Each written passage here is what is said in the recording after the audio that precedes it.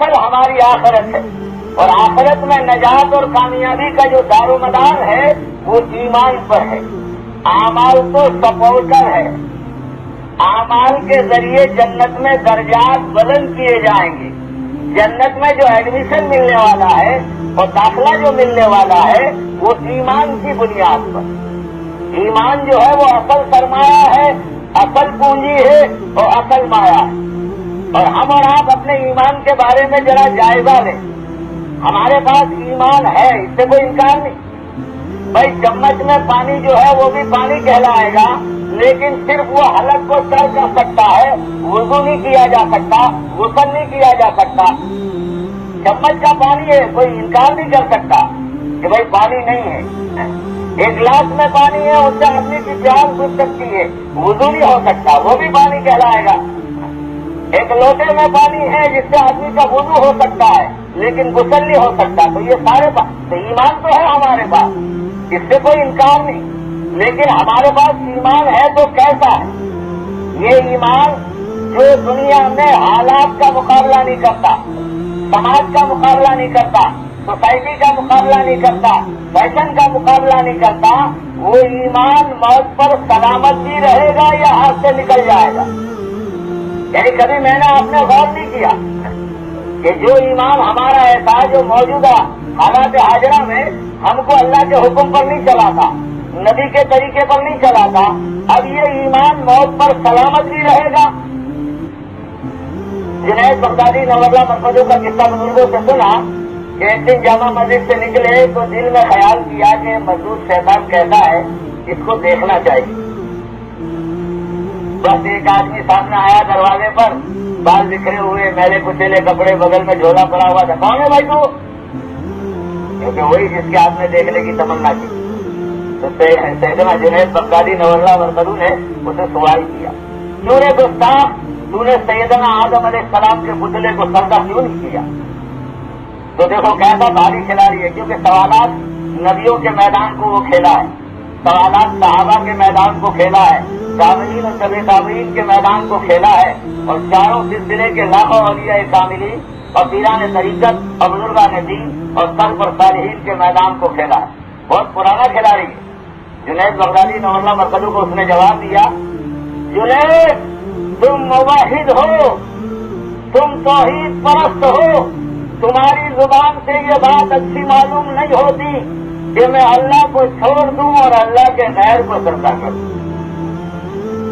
جنید بغدادی نواللہ مرکزوں فرماتے قریب تھا کہ میں اپنے ایمان سے پھسل جاؤں، کوئی جواب ہی نہیں تھا میرے پاس۔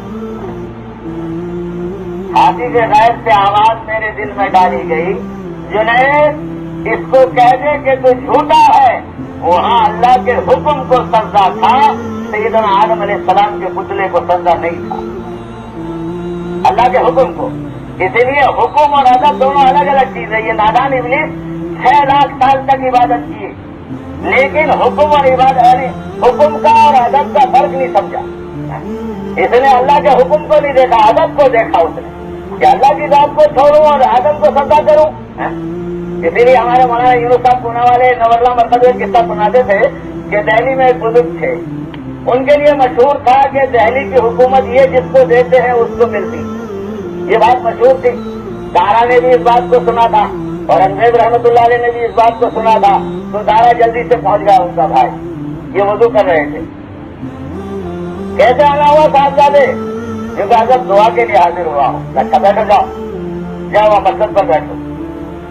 تو وہ دارا جو تھا وہ حضرت کی مسجد پر بیٹھنے کے بجائے التحیات میں جیسے ہم لوگ بیٹھتے ہیں ایسے اس مسجد کے سامنے مؤدب بیٹھ گیا۔ یہ آئے وضو کر کے، وہ بزرگ کہنے لگے کیا دعا کرانی ہے؟ کیونکہ حضرت سنا ہے کہ دہلی کی حکومت آپ جس کو چاہتے ہیں دیتے ہیں، میں اس لیے حاضر ہوا کہ آپ میرے لیے دعا کر دیں۔ کہنے لگے بھاگ جا، میں نے مسجد پر بیٹھنے کے لیے حکم دیا تھا، بھاگ جا یہاں سے۔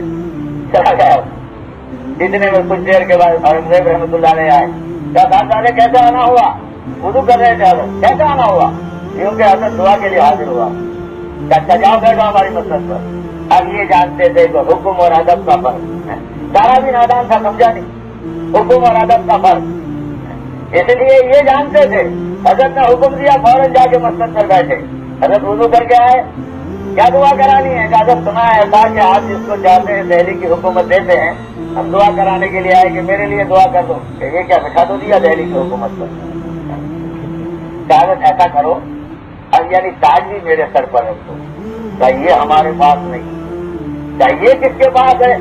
اس لیے ایک ہے نظام ظاہری جو ہماری آنکھیں دیکھتی ہے، اور ایک ہے نظام باطنی جس کو ہماری آنکھیں نہیں دیکھتی. اتنا ظاہر میں جتنے فیصلے اترتے ہیں پہلے نظام باطن میں اس کا فیصلہ ہوتا ہے. چاہیے ہمارے پاس نہیں، چاہیے کس کے پاس ہے؟ کیونکہ یہ جو تیرا خادم ہے نا اسی کے پاس، جو تیری خدمت کرتا ہے اسی کے پاس ہے. یہ کہ اچھا پھر تو حضرت ہم رکھوا لیں گے ساتھ، ایسی بات آ کر وضو کرنے بیٹھے اور رحمت اللہ علیہ. اب کیا وضو کے بعد کیا بھائی یہ صافا یہ جو پگڑی ہم نے باندھ رکھی ہمارے سر پر رکھو، یہ تاج کہ نہیں رکھیں گے؟ کہ بھائی رکھو تو خالی ہو، حکم ماننا چاہیے کہ نہیں رکھیں گے. بہت اصرار کیا تو ناراضگی کے ساتھ رکھیے. مولانا یونس صاحب پونا والے نولہ مسلو فرماتے تھے کیونکہ تاج خوشی کے ساتھ بھی رکھا گیا. جب تک اورنگزیب رحمت اللہ علیہ حیات رہے مراٹھوں کے ساتھ مدبھیڑ ہوتی رہی، خوشی سے نہیں رکھا تھا. تو شیطان جو ہے ادب کا اور حکم کا فرق نہیں سمجھا اتنی عبادت کرنے کے بعد بھی. اس لیے کہنے لگا کہ میں اللہ کو چھوڑ دوں، اللہ کے غیر کو سجدہ کروں. جنید بغدادی نور مرکزوں کو کہا گیا کہ وہاں اللہ کے حکم کو سجدہ تھا، سیدنا آدم علیہ السلام کے پتلے کو سجدہ نہیں تھا. تو وہ بھاگ گیا تھا. میرے دل میں جو بات ڈالی گئی اس کو سن لیا تو معلوم ہوا کہ یہ دل میں جو حافظ غیب سے آواز ڈالی جاتی ہے وہ بھی سنتا، یہ رگوں کے اندر میں خون کی طرح دوڑتا. اب یہ جب ہمارا موت کا وقت قائم ہوگا اس وقت یہ مردود سے مقابلہ کر جائے گا.